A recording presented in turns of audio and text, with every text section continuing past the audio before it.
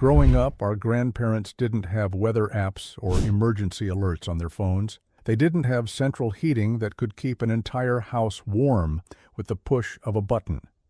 When a blizzard hit, they relied on knowledge passed down through generations, skills they learned the hard way. Today we're exploring 25 survival tricks our grandparents used during blizzards that kept them alive. Let's start with layering clothing. Before synthetic thermal wear and insulated jackets became available, our grandparents understood something fundamental about staying warm.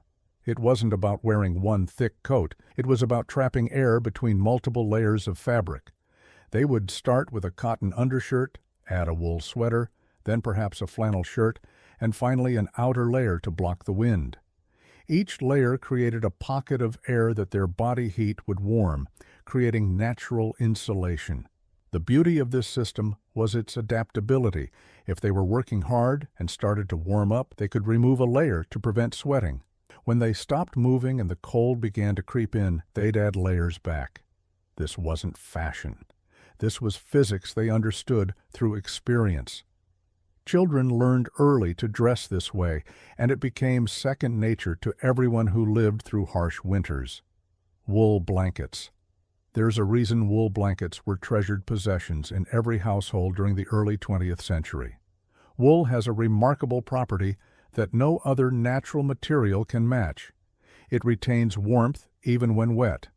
During a blizzard, when snow might blow through cracks in walls or when someone came in from outside covered in snow, a wool blanket would still keep you warm. Families would pile these blankets on beds, sometimes 4 or 5 deep. They'd hang them over doorways to block drafts between rooms. A good wool blanket could last decades with proper care, and many families passed them down through generations. The scratch of wool against skin might not have been pleasant, but it was the feeling of survival. Sleeping with pets. This might sound unusual to modern ears, but bringing animals into the sleeping area was common practice during extreme cold. Dogs and cats generate significant body heat, and our grandparents knew this was a resource not to be wasted. Farm families would sometimes bring smaller livestock into the house during the worst blizzards, not just to save the animals, but because their body heat helped warm the space. A large dog sleeping at the foot of the bed could raise the temperature under the blankets noticeably. Cats would curl up against children, providing warmth through the long winter nights. This wasn't seen as unsanitary or strange. It was practical survival, a partnership between humans and animals that benefited both. Keeping a stove going. The wood stove or fireplace wasn't just for cooking. It was the heart of the home in ways we can barely imagine today. During a blizzard, keeping that fire burning was someone's full-time job. They'd bank the coals at night, adding just enough wood to keep the fire smoldering until morning. Someone would wake in the cold darkness to add more fuel. The family would arrange their sleeping areas around this heat source, with the youngest children and elderly nearest the warmth. Before a storm hit, families would bring extra firewood inside, stacking it near the stove to dry and be ready. Running out of fuel during a blizzard could mean death, and everyone understood this reality. Footwear protection. Frostbite claimed toes and feet from countless victims who didn't protect their extremities properly. Our grandparents learned to wrap their feet in cloth or newspaper before pulling on thick wool socks and then sliding into boots. This extra layer made a significant difference. Some would heat stones and place them in their boots before going outside, giving their feet a warm start. Others rubbed their feet with animal fat to create a moisture barrier. Wet feet in freezing temperatures meant danger, so they'd change into dry socks immediately upon returning indoors, hanging the wet ones near the stove to dry for the next venture outside. Snowshoes and sleds. When snow piled up waist-deep or higher, regular walking became impossible. Our grandparents relied on snowshoes, often homemade from bent wood and rawhide, to distribute their weight across the snow surface. These allowed them to travel to check on neighbors, reach the barn to tend livestock, or make their way to get supplies. Sleds served dual purposes. They could transport supplies over deep snow that would be impossible to carry, and they could be pulled by animals or people. Many families kept their sleds ready by the door during winter months, knowing they might need them without warning, carrying extra supplies in cars. Once automobiles became common, our grandparents quickly learned that these machines could become death traps in a blizzard. They began keeping emergency kits in their vehicles throughout winter. Blankets, candles, matches, non-perishable food, and water were standard. Some kept a coffee can with a candle inside, which could provide enough heat in a closed car to prevent freezing. A small shovel, sand or kitty litter for traction, and extra warm clothing completed the kit. These supplies saved countless lives when drivers became stranded on rural roads where help might not come for days. Snow as a water source. When pipes froze or wells became inaccessible, snow provided drinking water. Our grandparents knew not to eat snow directly, as this would lower body temperature dangerously. Instead, they'd fill pots with clean snow and melt it on the stove. It took a surprising amount of snow to yield a small amount of water, but it was a reliable source when no other options existed. They'd collect snow from areas away from paths where animals walked, and they preferred fresh snow over older accumulation. This melted snow was used for drinking, cooking, and even cleaning when necessary, avoiding sweating. This counterintuitive wisdom saved many lives. When working hard in cold weather, the body sweats. That moisture then cools rapidly, dropping body temperature dangerously. Our grandparents learned to pace themselves, removing layers before heavy exertion to prevent sweating. They'd work in shorter bursts, resting before they became overheated. If they did sweat, they'd change into dry clothes immediately. This knowledge was especially important for those who had to work outside during storms, shoveling paths to the barn or gathering firewood. The phrase slow and steady wasn't just about patience, it was about survival, using a body heat method. When stranded away from shelter, people would huddle together to share warmth.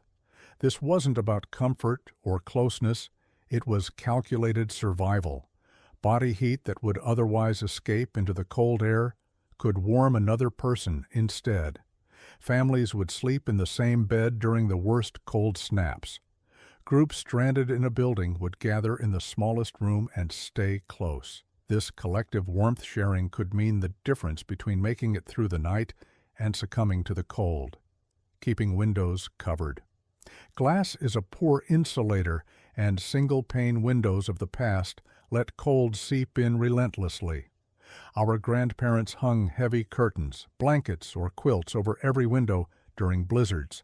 Some would tack up extra fabric or even newspaper to add another barrier.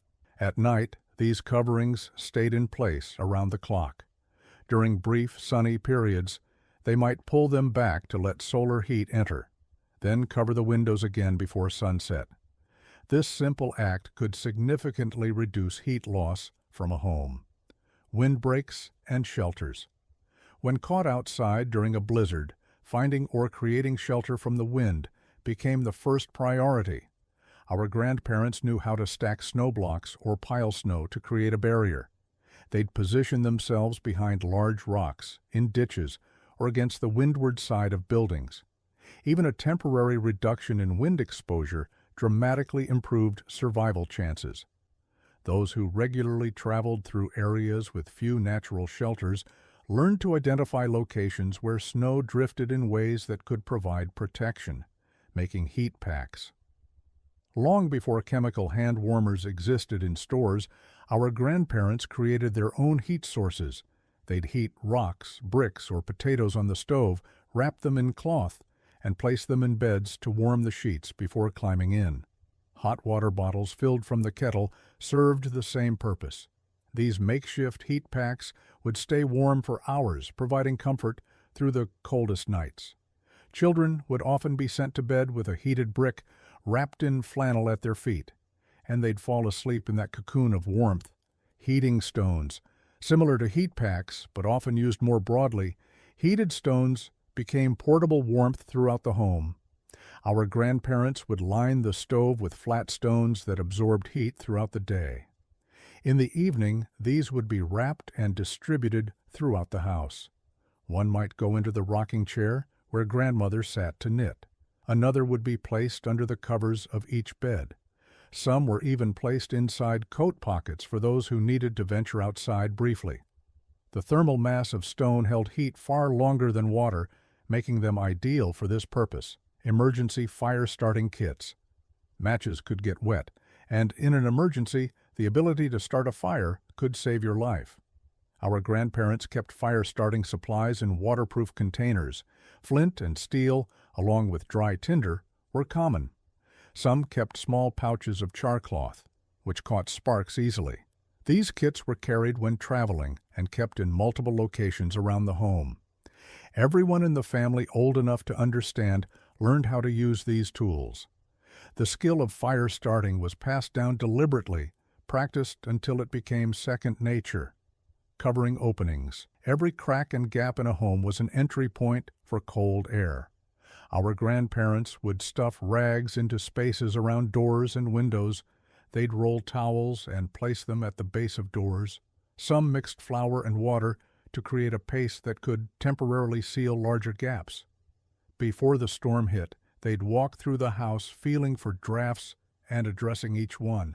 Keyholes were covered, unused chimneys were blocked, and any opening to the outside world was sealed against the invading cold. Baking to heat the home. When other heat sources were inadequate, the oven became a supplementary heater. Our grandparents would bake bread, pies, and casseroles during the coldest days, and the oven's warmth would spread throughout the kitchen and into adjacent rooms. After baking was complete, they'd leave the oven door open to release the remaining heat into the house. This served double duty, providing warm food that would help bodies generate heat internally while also warming the living space. Many families did their heaviest baking during winter months specifically for this reason. Making snow caves, those caught in blizzards far from shelter, sometimes dug into snowbanks to survive. Our grandparents knew that snow, while cold, provides excellent insulation.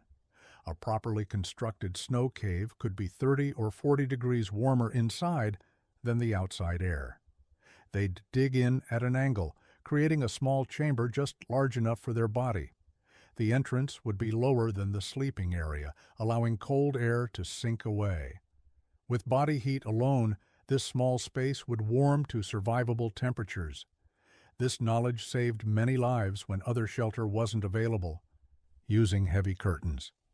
Beyond covering windows, heavy curtains served as room dividers during extreme cold. Our grandparents would hang thick fabric across doorways to concentrate heat in the most used rooms.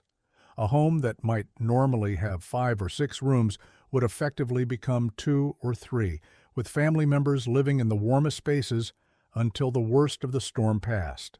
These curtains were often made from multiple layers of fabric, creating significant barriers to air movement and heat loss. Eating high-calorie foods. The body burns more calories in cold weather, and our grandparents knew to eat accordingly. Rich stews with fatty meats, bread slathered with butter, and hearty breakfasts with eggs and bacon weren't indulgences. They were fuel. Families would prepare high-calorie foods before storms hit, ensuring they had plenty to eat during the worst weather. The internal heat generated by digesting these foods helped maintain body temperature. They understood instinctively what science would later confirm about metabolism and cold weather. Thermal socks and mittens. Wool was the material of choice for hand and foot coverings. Our grandparents often made their own mittens and socks, knitting them thick and tight. Mittens were preferred over gloves because keeping fingers together allowed them to share warmth. Double-layered construction was common, with an inner layer for softness and an outer layer for insulation. These items were inspected regularly for wear, as a hole could lead to frostbite. Losing a mitten was a serious matter, and children were taught to take extraordinary care of these essential items, keeping the house draft-free. Beyond sealing obvious openings, our grandparents understood the importance of overall home tightness. They'd check for drafts by holding a candle near suspected areas and watching for flame flicker. Attic access doors were insulated and sealed, baseboards were caulked, any penetration through walls for pipes or wires was sealed. This systematic approach to draft prevention wasn't just about comfort. A truly draft-free home required significantly less fuel to heat, and during a blizzard when fuel supplies were limited, this efficiency could be critical. Carrying extra candles. Power outages were common during storms, and our grandparents kept substantial candle supplies. But candles weren't just for light. In a small enclosed space, even a single candle generates measurable heat.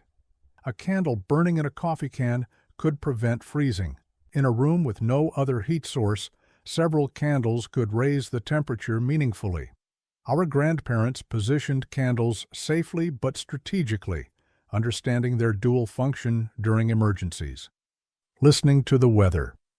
Before sophisticated forecasting, our grandparents relied on radio reports and their own observations to predict storms. They watched the sky, noted changes in animal behavior, and paid attention to pressure changes they could feel in their joints. When signs pointed toward a blizzard, they prepared immediately. Firewood was brought inside, water was drawn, animals were secured, and supplies were checked. This vigilance and immediate response to warning signs gave them crucial hours to prepare that could mean the difference between weathering a storm comfortably and facing a desperate situation. Skiing to safety. In rural areas where roads might not be cleared for days after a storm, skis provided essential transportation. Cross-country skiing was a practical skill, not a sport. Our grandparents used skis to travel to check on neighbors, to reach the general store for supplies, or to get help in emergencies. Many families kept multiple pairs of skis in different sizes so everyone could travel when needed. Learning to ski was as fundamental as learning to walk for many rural families, and those skills were used regularly throughout the long winter months. Thanks for joining us on this trip down memory lane. If you enjoyed exploring these 25 survival tricks from the past, give the video a like and share it with someone who remembers these days. And don't forget to subscribe for more nostalgic journeys.